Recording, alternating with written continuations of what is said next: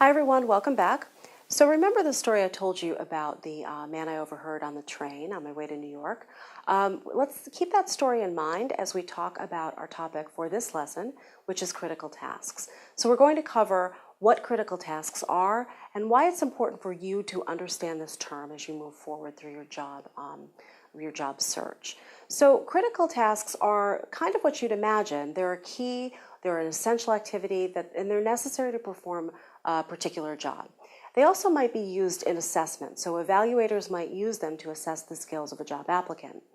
And you should also know what they are in association with the specific positions for which you might wish to apply, and that they may or may not be spelled out in the job description and requirements. So job descriptions can't detail every single thing you might be asked to do. So within those generalities are often some, sort of embedded presumptions about critical tasks. So just be mindful of that. And then using written communication as our general example, remember we're going back and forth with that, here are some specific examples of critical tasks. So for example, you might be asked to prepare a memo, which is completely distinctive from an email communication, by the way. You might be asked, depending on your field, to write technical reports.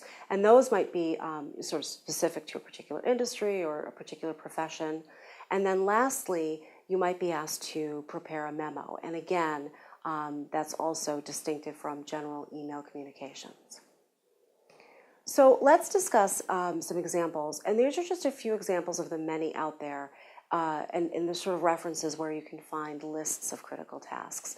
So if you, for example, looked up the U.S. Office of Personnel Management online, you'll find the assessment and selection section where you'll be able to see critical tasks and competencies for many positions. Again, it's not exhaustive, just a reference point. And then two, some professional organizations might also list competencies or expected clusters of knowledge, skills, and abilities. And let's take a very different example than we've been talking about thus far. This is for a welding job. So on the Government of Canada website, in their Literacy and Essential Skills section, you'll find many examples of critical tasks and essential skills necessary for this job description, such as accurately reading welding symbols and maintaining an accurate log of those symbols. So it's sort of interesting to think about how these things translate across different professions. And also, lastly, professional bodies, they might not get into the weeds of specific critical tasks, so you'd kind of have to consult a more local job description or an agency for more information.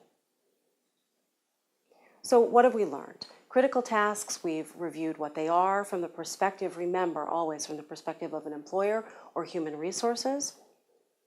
We've also thought about why you as a job seeker need to understand that they're an important part of what an employer might seek, and that they might not sort of be very obvious in terms of where they are in a job description. So we've also covered where you can research common tasks that are critical to a position you might seek. Next, we'll look at standards and benchmarks. See you soon.